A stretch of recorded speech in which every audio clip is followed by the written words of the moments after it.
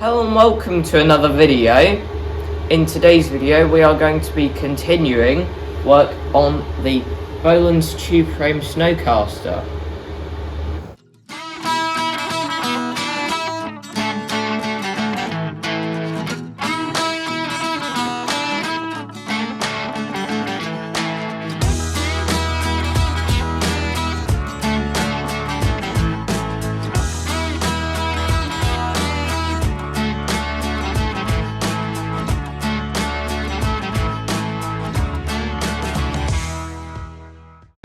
In the last video we did a number of jobs, including doing some cleaning up and also replacing the gearbox oil in the gearbox here, and it's been sitting for a week and there's been no leaks, which is good.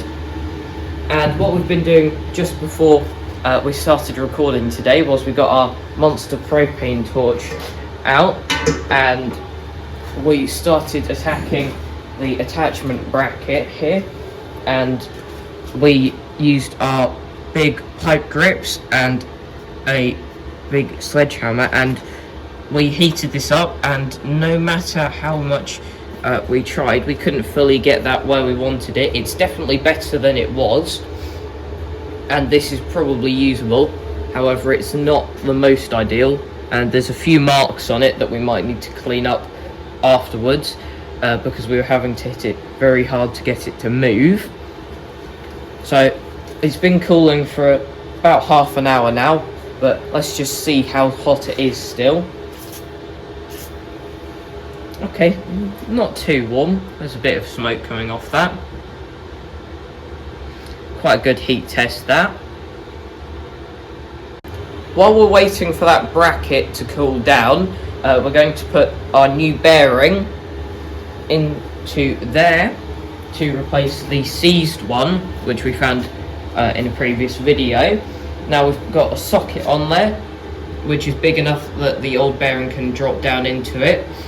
And then we've got the bearing itself. And then we have the appropriate size disc from our bearing removal kit here. You can see there's quite a few sizes in there. But we think we've got it all lined up, and now just to press it out.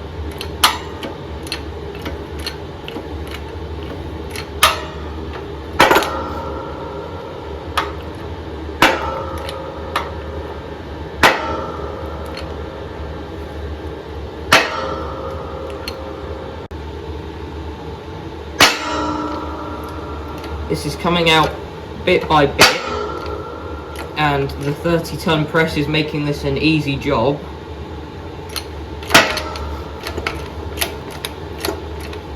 I think that's fully out now, so I will release this.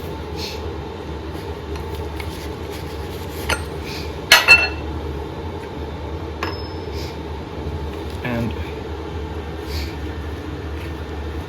there we can see.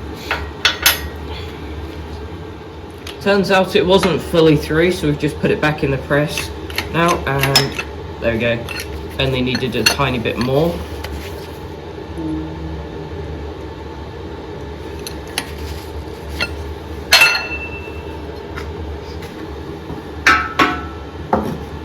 Put that up there, and then here we have the old bearing now out of there. We've cleaned up the housing, and now for the reverse we're going to put our new bearing in, and I'm just going to hold it because it is a tiny bit wobbly until it locates.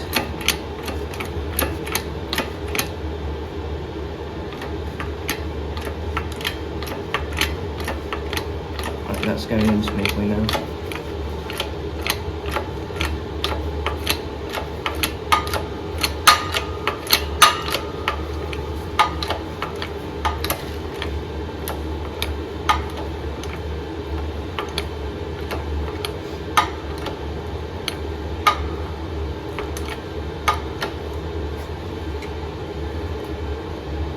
And I think that's about right there.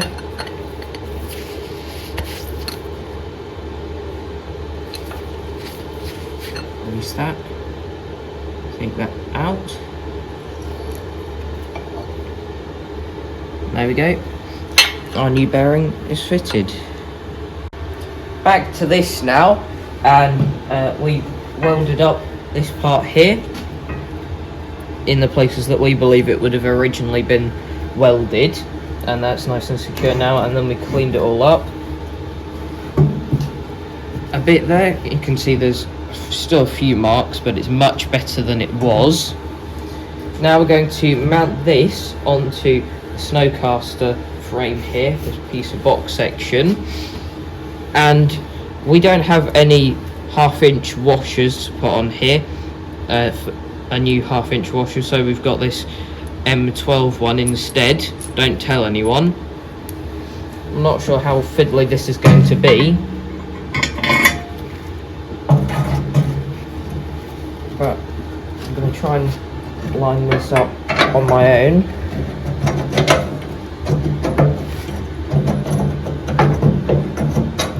Oh, there we go. I seem to have managed to have lined that up on my own. Well done me.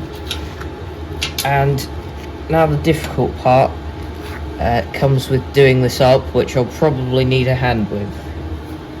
We've got the attachment bracket all bolted up now, and we also noticed that there was a bit of a chip or mark in there, so we have filed that a bit to make it a bit flatter. And what we're going to do now is turn the entire Snowcaster around so that we can refit the auger. We've got the bench turned around and the auger on the bench here, and we've just quickly cleaned up the big sprocket, put the washers on there and put the Woodruff key in. We also checked that these bolts are nice and tight, and they are, so that's fine. I now need to try and line this up with the Woodruff key. Didn't quite manage to do there.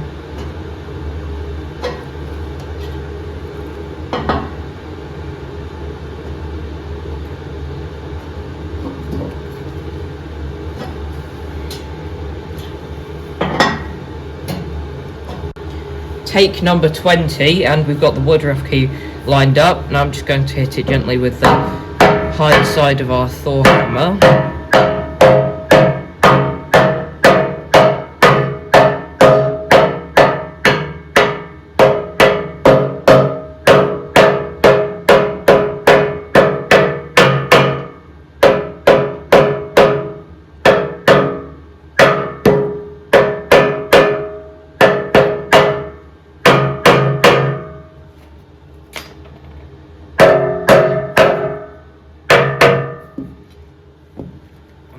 So that we can get it through enough that we can put on the world's smallest circlip, or snap ring, whatever you want to call it.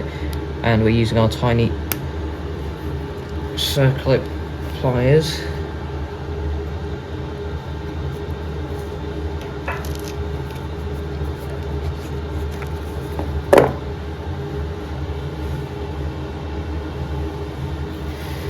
And that'll need a bit of pushing on.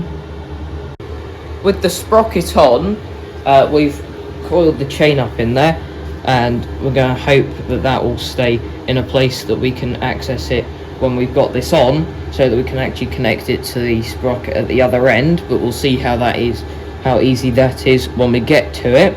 We've also put some chain lube on this end, because obviously we won't be able to get to this end once this is in, which is the next job, is to put this in, which means trying to push this in, or these two ends in at the same time, so that one isn't before the other, put at a strange angle, you can't get it in.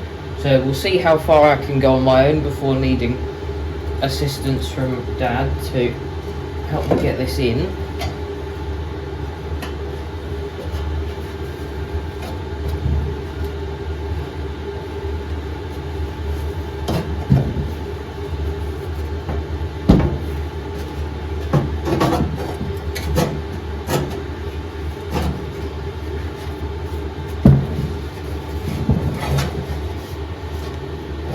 That is beginning to get tight now.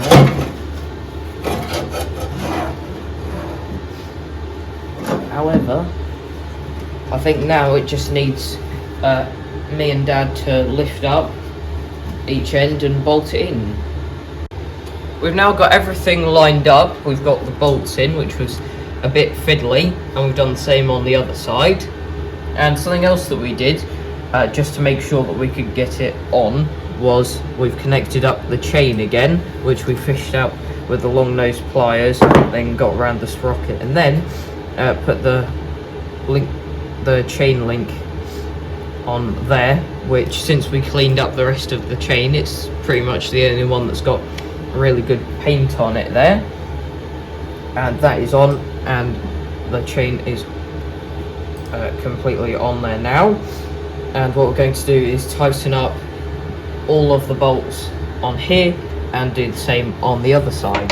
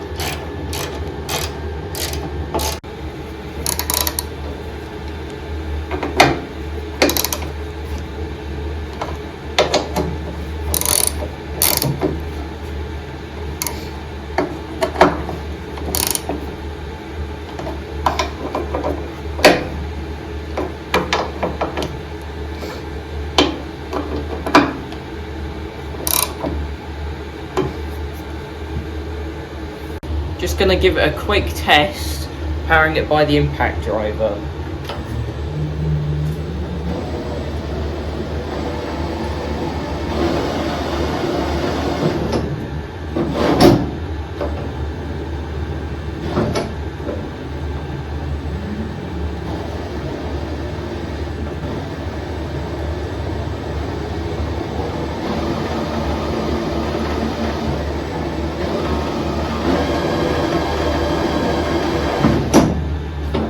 As you saw there, the auger turned nicely. However, it was a bit difficult turning it with the drill because obviously the drive shaft is rectangular. Going onto a hexagonal socket is a bit difficult, but it did what it needed to display how that is working now.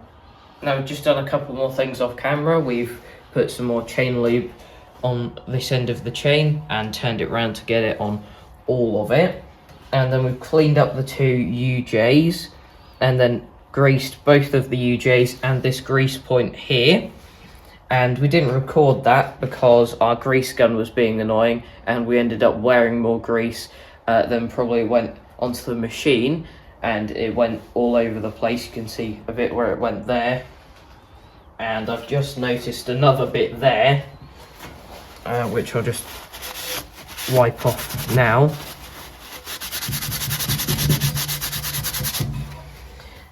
There we go. So we may want to invest in a bit of a better grease gun for future projects.